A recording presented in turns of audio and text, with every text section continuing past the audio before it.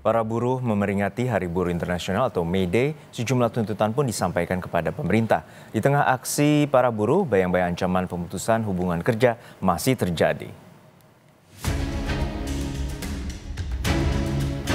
Kamis, 1 Mei 2025, buruh kembali melakukan peringatan Hari Buruh Internasional atau May Day. Tak berbeda dengan agenda setiap tahunnya, buruh turun ke jalan untuk terus menyuarakan perbaikan nasib dan kesejahteraan mereka. Presiden Konfederasi Serikat Pekerja Indonesia atau KSPI, Said Iqbal, bilang ada 6 tuntutan yang disampaikan kepada Presiden Prabowo saat peringatan May Day hari ini. Akan dilaksanakan di lapangan Monas. Dan insya Allah dengan seizin Bang Dasko tadi sudah menyampaikan dan Pak Mensesnek, Pak Menseskap bahwa Pak Presiden Prabowo hampir bisa dipastikan hadir di dalam perayaan May Day tersebut. Bisa dipastikan 90% lebih buruh berkumpul merayakan May Day di lapangan Monas.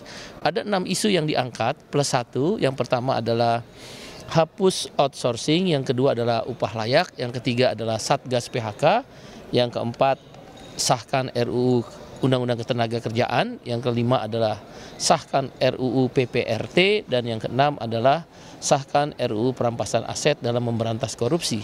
Dan satu lagi adalah ratifikasi Konvensi ILO nomor 188 tentang perlindungan buruh perikanan. Di tengah aksi buruh pada May Day, bayang-bayang ancaman pemutusan hubungan kerja masih terjadi.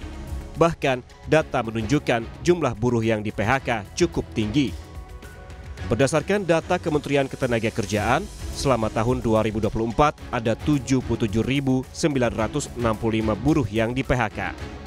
Sementara di tahun 2025, data dari Januari hingga Februari, setidaknya sudah ada 18.610 buruh yang juga kehilangan pekerjaan akibat PHK. Tingginya angka PHK menimbulkan isu kondisi ekonomi Indonesia yang tidak baik-baik saja. Bahkan ada anggapan Presiden dibohongi menterinya tentang kondisi ekonomi yang baik hanya di atas kertas. Tetapi beberapa waktu lalu, Presiden Prabowo dengan tegas membantahnya. Presiden menyatakan dia akan bekerja agar kekayaan negara bisa dinikmati seluruh rakyat Indonesia.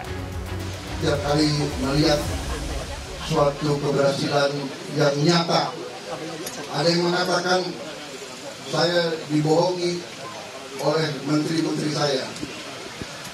Ada yang mengatakan bahwa ekonomi Indonesia bagus hanya di atas kertas. Tidak, di depan mata ekonomi kita, di depan mata ekonomi kita kuat dan akan lebih kuat lagi. Kita berjuang.